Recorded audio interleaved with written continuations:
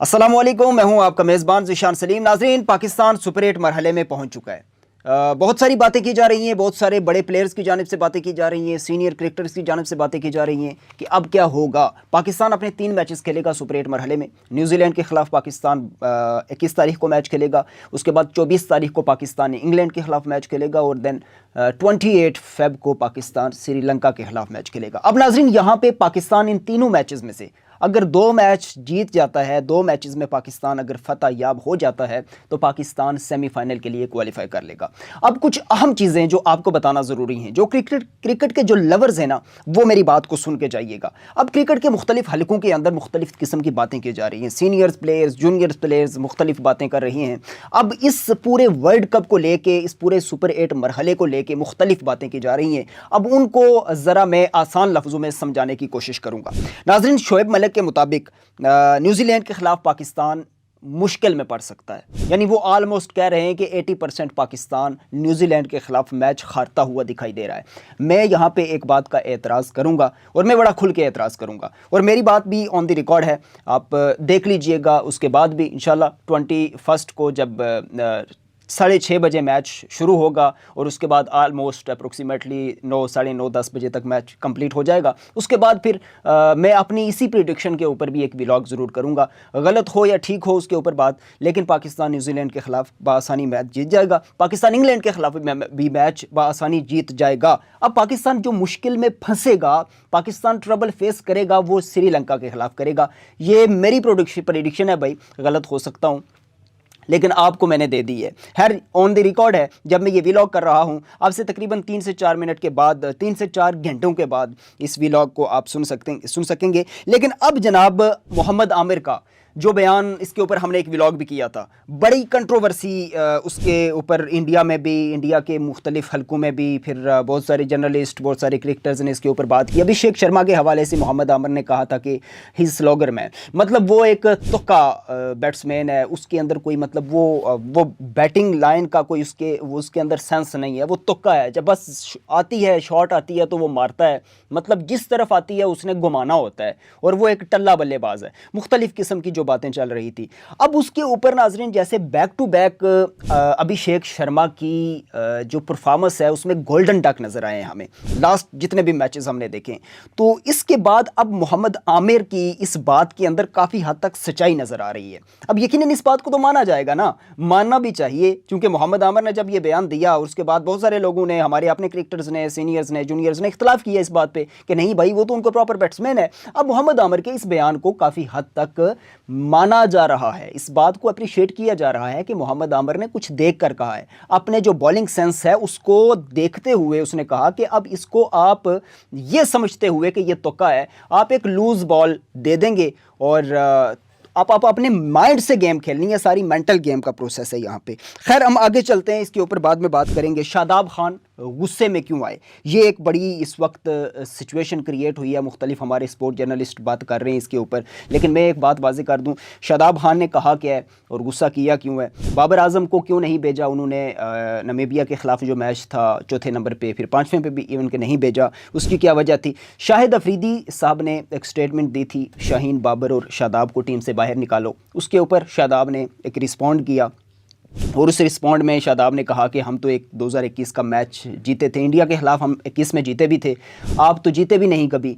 गो के जो हमारे साबिक़ क्रिकेटर्स हैं, हमारे लेजेंड्स हैं, जैसे लाला शाहिद अफरीदी हो गए, शोएब अख्तर हो गए, वसीम अकरम हो गए, इसके अलावा बेशुमार वकार यूनुस हो गए, तो इन लोगों ने अपनी एक साख छोड़ी है क्रिकेट के अंदर, अपना एक नाम छोड़ा है क्रिकेट के अंदर, वो अपनी पर्सनैलिटी को एक मुकाम तक पहुँचाया है। आज बच्चे की ज़ुबान पर अगर किसी को भी कोई नहीं जानता तो शाहिद अफरीदी का नाम उसे याद है, उसे बड़ी आसानी से शाहिद अफरीदी को पहचानने में कोई दिक्कत महसूस नहीं होती मेरे ख्याल में। तो अब देखें, उन लेजेंड्स क्रिकेटर्स की जानिब से जब कोई ऐसी स्टेटमेंट आती है तो फिर उसको तहम्मुल से, बुर्दबारी से बर्दाश्त करना बनता है। अब मैं अपने जर्नलिस्टिक पॉइंट ऑफ व्यू से ये बात आपको कह रहा हूँ और बहुत सारे जर्नलिस्ट इसके ऊपर यही पॉइंट ऑफ व्यू देंगे, इवन यही देना भी चाहिए। तो शादाब खान ने ये स्टेटमेंट दी कि ऐसा नहीं करना चाहिए और काफ़ी हद तक ये मामला पर्सनल भी हो गया। खैर, इसके ऊपर शाहिद अफरीदी साहब ने बड़ी अच्छी स्टेटमेंट दी, उन्होंने वापसी उन्होंने कहा भाई आपने जवाब देना है तो आप ज़ुबान से ना दो। हमारे ऊपर भी तनकीद होती रही है, हमारे जो सीनियर्स थे वो तो इवन कि हम पे लानतें भी बेचते थे। اب شاہد افریدی صاحب کی سٹیٹمنٹ یہ تھی، شاہد افریدی صاحب نے کہا کہ میں صرف ایک لائن کے اندر اس کا جواب دوں گا کہ آپ نے جواب دینا ہے تو آن دی گراؤنڈ جواب چاہیے ہمیں، اب ہمیں گراؤنڈ کے اوپر جواب دو، بلے کے ساتھ جواب دو، بالنگ کے ساتھ جواب دو، فائٹ کر کے جواب دو، بڑے میچز میں، بڑے ٹورنامنٹس میں، بڑے ایونٹس میں اب فائٹ کر کے جواب دو۔ تو محمد شاداب خان صاحب کو اس بات کی طرف ذرا انہوں نے ایک بڑے پولائٹلی اشارہ دلایا کہ آپ ابھی جس فارم کے اندر ہو وہ آپ کو اس طریقے سے بحال کر کے سامنے لانی ہے کہ جس کے بعد اب یقین ہو جائے کہ بھائی ایک ہمارا آل راؤنڈر پرفارمر جو ہے وہ بہترین طریقے سے پاکستان کو ریپریزنٹ کر رہا ہے۔ اب اس کے بعد ناظرین ایک اور بیان میں راشد لطیف کا آپ کے سامنے رکھوں گا بابر اعظم کے حوالے سے کہ بابر اعظم کو اگر آپ نے اوپنرز نہیں بھیجنا، راشد لطیف یہ کہہ رہے ہیں سابق ٹیسٹ کرکٹر، اگر آپ نے بابر اعظم کو اوپنر نہیں بھیجنا تو خدا کا واسطہ یار چوتھے نمبر پہ نہ بھیجو اس کو، اس بندے کے ساتھ زیادتی ہے، چوتھے نمبر پہ وہ بندہ فلاپ ہے، اور وہ نمبر ایسا ہے جہاں پہ آپ کو اس سٹرائک ریٹ کے ساتھ جانا بنتا نہیں ہے، ایسی سٹرائک ریٹ کا بیٹر آپ کو بھیجنا آپ کی طرف سے یہ ایک بہت بڑا سوالیہ نشان ہے۔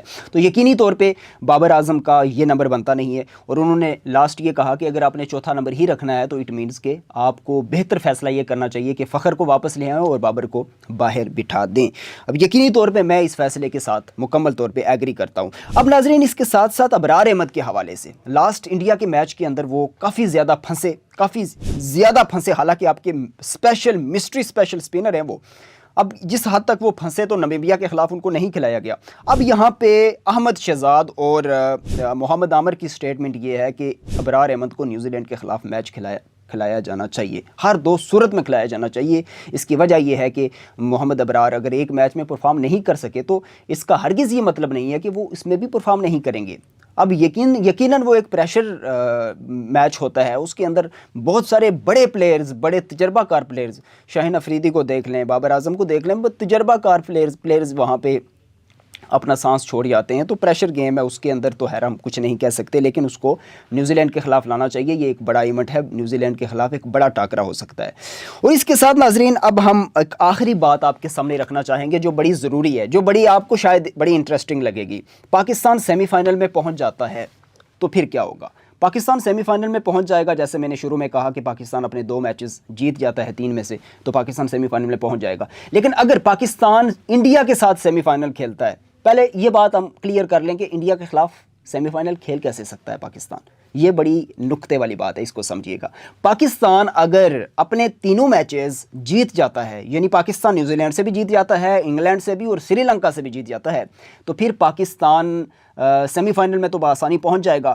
لیکن پاکستان کو فرسٹ 2 یعنی کہ پہلے دوسرے نمبر پہ رہنا پاکستان کا اس گروپ سٹیج کے اندر ضروری ہے۔ اب انڈیا کا معاملہ یہ ہے کہ انڈیا کے بھی 3 میچز ہیں، اور انڈیا اگر اپنے 3 میچز میں سے ایک میچ ہار جاتا ہے، لوز کر جاتا ہے، تو اس کا مطلب یہ ہوگا کہ پاکستان اور انڈیا کا میچ پڑے گا۔ اسی طرح یہی سچویشن اگر آپ الٹ کر کے دیکھیں، پاکستان اپنے 3 میچز میں سے 2 میچز جیتتا ہے، ایک میچ ہار جاتا ہے، اور انڈیا اپنے 3 میچز جیت جاتا ہے، تو پاکستان اور انڈیا کا سیمی فائنل پڑھ سکتا نہیں ہے، بلکہ انڈیا اور پاکستان کا سیمی فائنل ڈن ہو جائے گا۔ اب ان چیزوں کے اوپر ہم مزید ریسرچ کر کے آپ کے سامنے حاضر ہوں گے، لیکن یہ اب تک کی جو سٹیٹمنٹ میری آپ کے سامنے میں نے رکھی ہے کہ انڈیا اور پاکستان کا سیمی فائنل کافی حد تک پاسبل بھی ہے۔